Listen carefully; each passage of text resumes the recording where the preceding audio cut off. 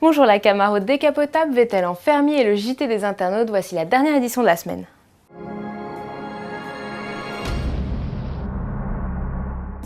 C'est l'une des stars du salon du coupé, du cabriolet et du SUV qui se tient ce week-end porte de Versailles à Paris. La Chevrolet Camaro décapotable fait à cette occasion sa première apparition publique en France.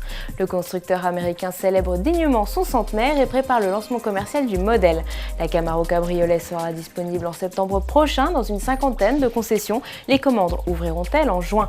Comme sur le coupé, les lignes sont celles d'une muscle car et sous le capot le ton est donné. Seule la version V8 sera disponible dans l'Hexagone. Ce bloc 6 litres 2 de 426 chevaux pour un couple de 569 Nm avait été découvert sur la Corvette, elle aussi commercialisée en France dans le réseau Chevrolet. La capote met environ 20 secondes à s'ouvrir pour apprécier pleinement le bruit du moteur. Chevrolet n'a pour le moment indiqué aucun tarif mais promet des prix attractifs inférieurs à ceux des importateurs spécialisés en américaine. Le champion du monde en titre, Sebastian Vettel, a l'habitude de dompter les chevaux de ses monoplaces de Formule 1. À quelques jours du début de la saison, en Australie, Red Bull a voulu vérifier si l'Allemand était aussi à l'aise avec des moutons.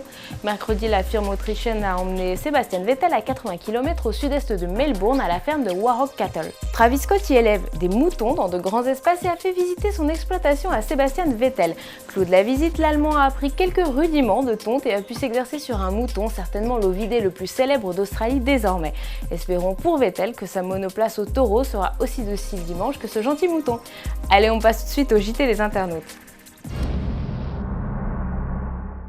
Cette semaine, c'est Nana2B qui a laissé une question sur notre forum. Notre internaute veut acquérir une nouvelle voiture. Ses critères, Nana2B recherche une citadine diesel neuve, de petite cylindrée et peu onéreuse à l'achat. Voici donc notre sélection.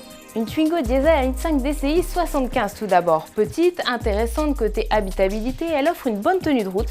Avec la finition authentique d'entrée de gamme, le tarif est de 12 400 €. Seul bémol, si elle dispose de la direction assistée et des anti-brouillards de série, pas de clim ni d'autoradio sur cette version.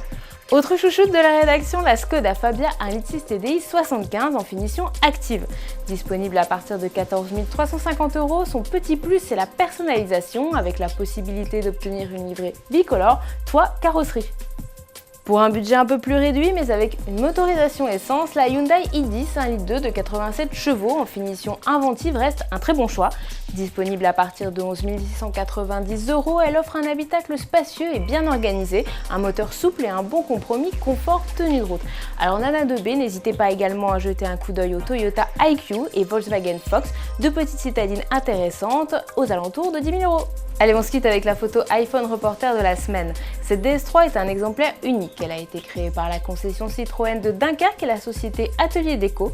Les motifs du toit et des flancs s'inspirent de l'affiche officielle du carnaval de Dunkerque 2011 qui se tenait en même temps que les portes ouvertes de la concession. Malheureusement, cette DS3 est aussi éphémère. Elle a en effet été vendue et son nouveau propriétaire a fait retirer les stickers carnaval. Allez, bon week-end sur autoplus.fr.